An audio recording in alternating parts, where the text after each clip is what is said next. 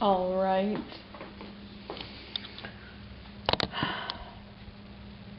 Here's the deal. I don't know. I kind of want to make it clear that, like,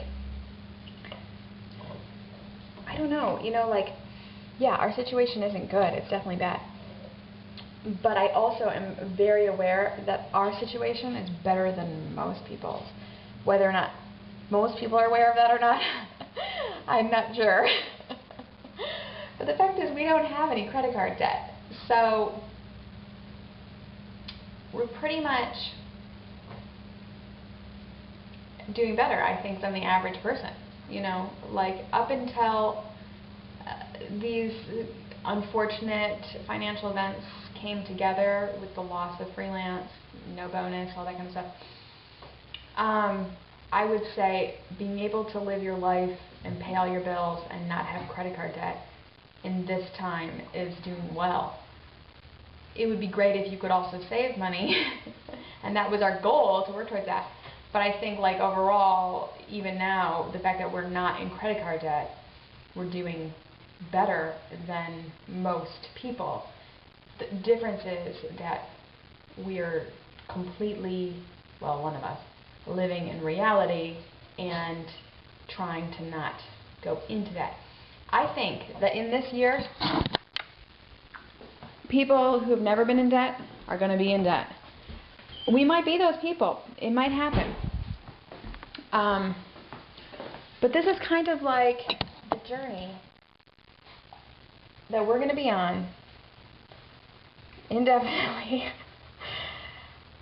of trying not to be those people, of trying to make it. Like, we've been given these certain cards. These are the cards we have, and we have to do what we have to do to play this hand. You know what I mean? Like, and there is no other way to do it. And I think,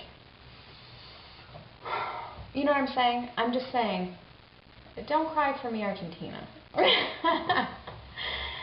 It's stressful, it's bad. I'm living in reality. I'm opening bills seriously every day. That right now we can't afford to pay, but that we are going to figure out how to pay if it means that we start selling our blood. You know what I mean? Like, this is going to happen. I'm making this happen because the only alternative is going into debt that we cannot ever afford to get out of, because the credit cards, I mean, if you haven't, we pay ours in full, right? So I checked, because I'm like, so what exactly is the APR on these things if we can't pay it? Craziness! I swear to God, when I got it, it was like, I don't know, 9% maybe. And now it's just under 30%. And they're allowed to do that. I guess in 2010, they are not going to be able to do that anymore. But for now, they are. And at that rate, if you can't pay even 1 month, like, it just compounds exponentially, as most people know. And that's what's just not going to happen for us, because we just literally can't even afford to get into that kind of debt, because with everything that has transpired, we won't ever be able to get out of it, and then we'll really be in a bad position.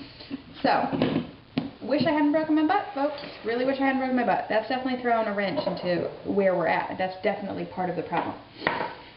And that's also, at the same time, just part of life. Like, you have to be able to afford for things to happen that you can't account for. Like, that's the whole notion to financial security. So that's where we're going to get. That is what we're going to get at. We're going to, unfortunately, things happen that suck for us, but I know they're happening to you and, everybody else out there. People are losing their jobs left and right. We lost a big freelance job that accounted for a significant portion of our income, and without which, unfortunately, we can't afford to meet all of our bills. And we are remedying that by lowering our bills. Are you okay?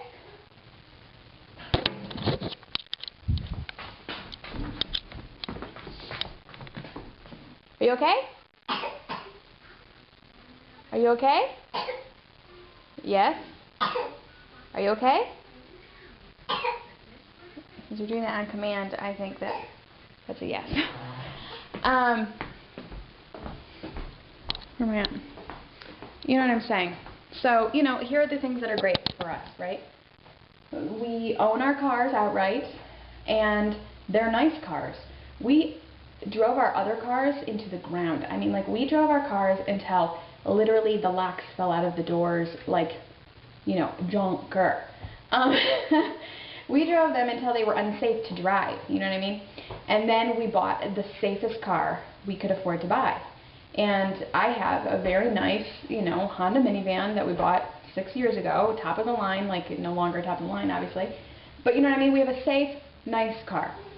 Mr. F drove his car into the ground, and then he got the safest used Volvo we could afford at the time.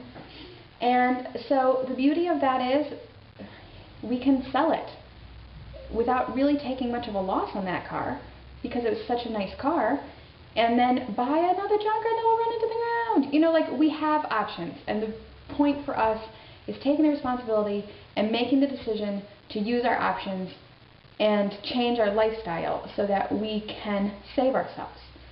So that we don't have to go into credit card debt that we will take years to get out of. We are adults with kids, and Mr. F is turning 41 and doesn't want to have to work until he's 95 years old, to pay off crazy loans,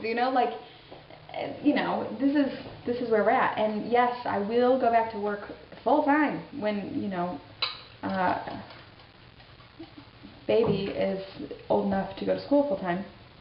The problem with that now is that I chose to go into a career that, while it takes a lot of education, does not pay very much. And so it is not cost effective in any capacity for me to work full time and have my kids in full time daycare. I think the idea of me watching a kid... Did it turn off? It did? Oh, why do you have to be addicted to that, child? Why? I think the idea of me watching another kid and still being able to provide care for my kid and end up making more for doing that than if I worked full-time and paid 2 kids care obviously makes so much more sense. And I'm really hoping that that works out for us because, at the same time, I also really believe in staying home with my kids. Like, that's what we wanted to do. And uh-oh, horse? Is the horse okay? Sorry. The horse fell down. So I think that's a doable option for us.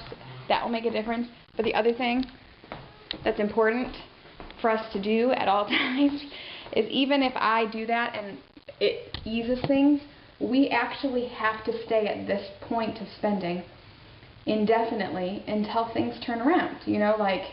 Until Mr. F starts getting his bonuses and raises.